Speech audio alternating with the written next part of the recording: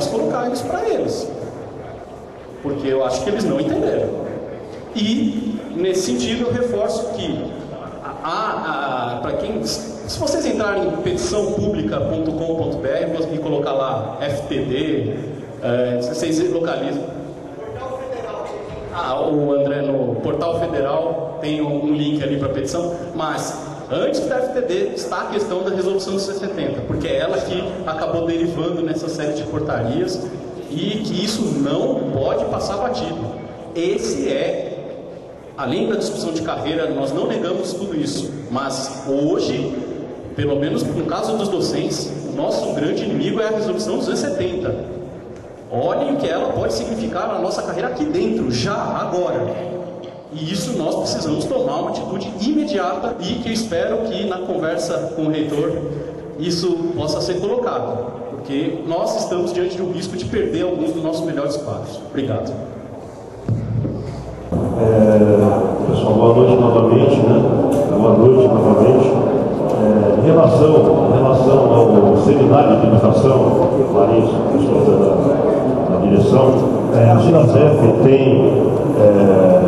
dentro do seu corpo vários GTs. E esses GTs englobam GT de políticas educacionais, que agora está sendo ampliado para o seminário de educação. Existe o GT de carreira, dos técnicos e dos docentes, enfim, existem vários GTs. Então é importante que se tenha o pessoal dentro dos GTs participando ao longo do ano e ao final um seminário que é feito pela direção nacional. Né?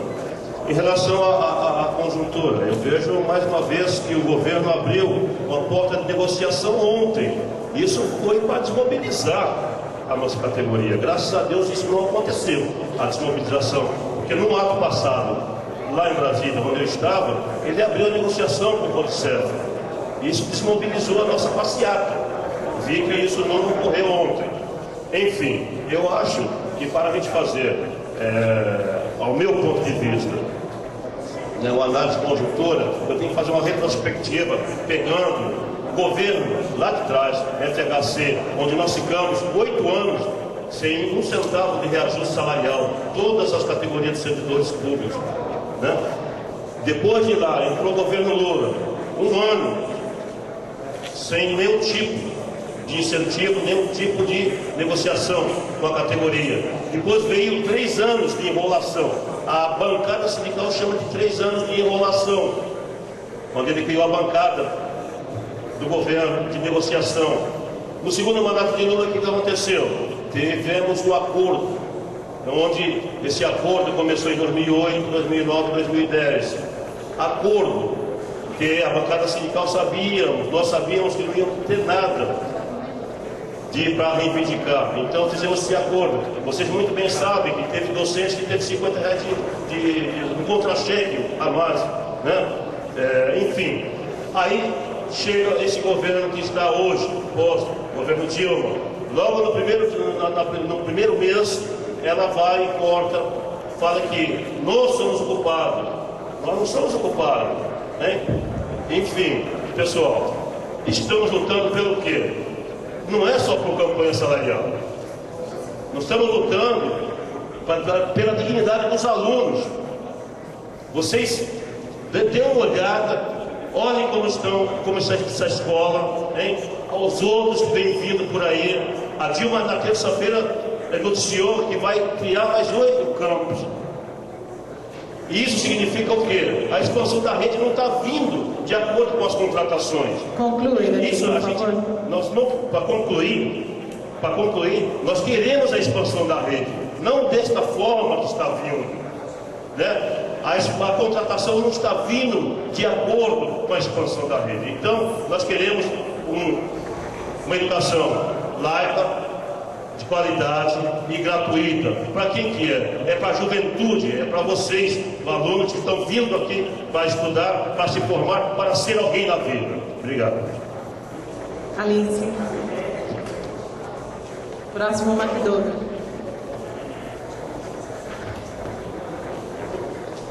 Bom, pessoal, o que o Breno falou a respeito da FTD, ela é realmente muito grave. Inclusive a nossa área de eletrônica falou que não ia preencher.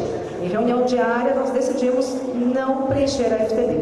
Porque na FTD tem um item lá que fala entrada e saída. Entrada, você entrou em algum lugar.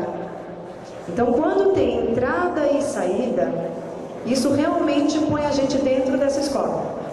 Né? Inclusive eu até mandei uma sugestão para o Stefanelli,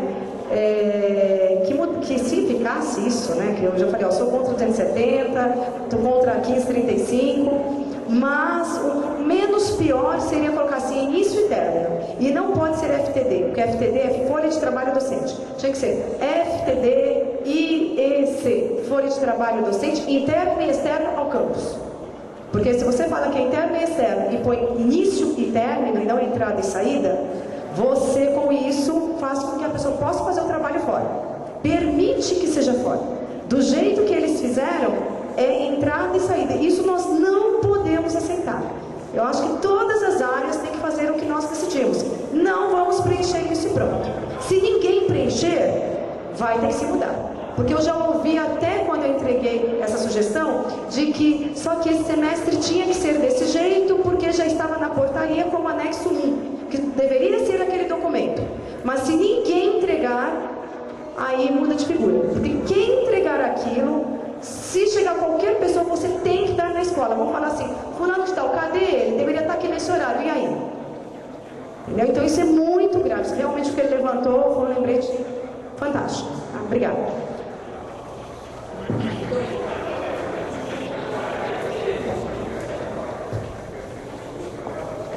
O que tem em comum, o que acontece na Índia, no Chile, no Egito, na Líbia, tem comum. Na Índia, principalmente anciãos e pessoal de média idade, se mexem e em seguida jovens também começam a se mexer contra a corrupção, que está completamente instaurada lá, como aqui, como em diversos países que não se mexem. No Egito, uma quantidade imensa de jovens que se julgam excluídos do mercado de trabalho começam a se mexer e derrubam o ditador que se julgava vitalício. Na Espanha, em Madrid e em Barcelona, principalmente, mas em outras cidades também, acampamentos de jovens que não veem perspectiva de futuro. Alguns, a maioria, por sinal, pessoas que inclusive fizeram universidades, sem futuro nenhum em relação ao trabalho, ao mercado de trabalho. No Chile, houve uma permissão do governo de aumento de 300% nas mensalidades das faculdades particulares. Existe um sistema público de ensino no Chile, porém é suficiente para toda a população. E o governo permite isso. O nível de vida e a per capita do Chile é bem maior do que a nossa aqui, o que permite então que haja essa folga para que o governo autorize esse aumento. No entanto, os jovens vão às ruas e começam a se movimentar, no caso do Chile, principalmente por causa da questão da educação. Inclusive, ontem, um rapaz, estudante, foi baleado. Bom, aqui no Brasil, nós temos todos esses problemas.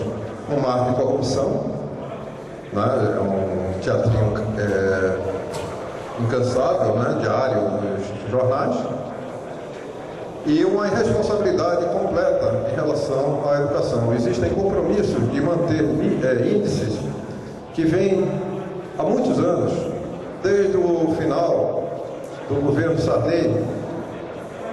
O governo Fernando Henrique, em sua primeira gestão, ele apareceu na televisão e proibiu os diretores de escolas públicas de negarem matrícula.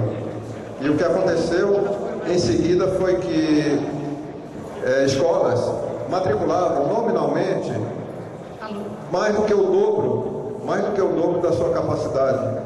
Por quê? Porque era proibido recusar. Então esse teatro em relação à educação vem de longa data. Essa expansão dos nossos IFES, agora falando particularmente no nosso caso aqui, é uma expansão que tem um referencial apenas quantitativo. Diversos professores têm alertado, e vários alunos e ex-alunos, que a gente não pode transigir em relação à qualidade. Não é porque são instituições públicas que estão sendo expandidas que a gente pode oferecer à população qualquer coisa. Então essa expansão é feita sem um acompanhamento em paralelo, um aumento de verbas, contratação de professores. Esse acordo absurdo feito pelo governo federal com os estados, né, de fornecer professores das escolas técnicas federais, IFES e CEFET para a rede pública, em uma espécie de cobertor curto, não é? Porque os cursos de licenciatura em geral, física, matemática, que eu sei mais, o abandono é completo, né? Vários cursos fechando por aí de física e matemática, e já uma carência enorme de professores nessas áreas.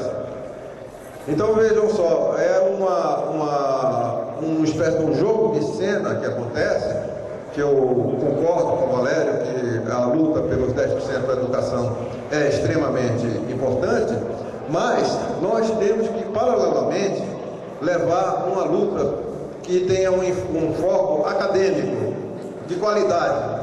A gente não pode simplesmente ficar preenchendo, né, planilhas e dando a entender que está tudo bem, está tudo maravilhoso, quando todos nós aqui sabemos que isso não é verdade. Concluindo, no caso particular da nossa distinta reitoria, é isso que tem acontecido. Qualquer documento, qualquer parecer que tem preocupação qualitativa é simplesmente desprezado, é desprezado. Na sexta-feira da semana passada, tivemos mais uma avaliação de curso, o curso de automação e controle da engenharia. E mais uma vez, conversando com os avaliadores, eles acham um absurdo, e isso vai ser um dos pontos fundamentais para o rebaixamento da nota do curso, segundo eles, o excesso de carga horária dos professores. Então, vejam só, a gente parte de uma questão local, uma resolução 270, e chega na Índia, no Chile, etc. Onde está indo o dinheiro dos impostos? Né? Onde está indo o dinheiro dos impostos? Onde está a preocupação de um pseudo-governo que se diz, de certa forma, popular, e deixa a população simplesmente ao léu, né? E constando matrículas apenas nas suas estatísticas, quando os índices de abandono são imensos. O da nossa escola chega a 40%.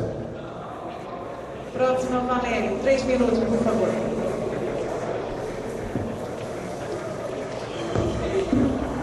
Bom, a análise de conjuntura tem como objetivo medir a relação de forças. A minha interpretação é que há 4 elementos novos nos últimos 15 dias. Quais são o que aconteceu nos últimos 15 dias? Primeiro, no foco interno. Primeiro elemento, e é o mais importante dos 4, é que a greve se estendeu para o interior. Cubatão está parado, a Sertãozinho está semi-paralisado. São as 3 unidades mais importantes. Então nós temos hoje uma greve parcial, mas consolidada no Campo São Paulo, uma greve quase total em Cubatão e uma greve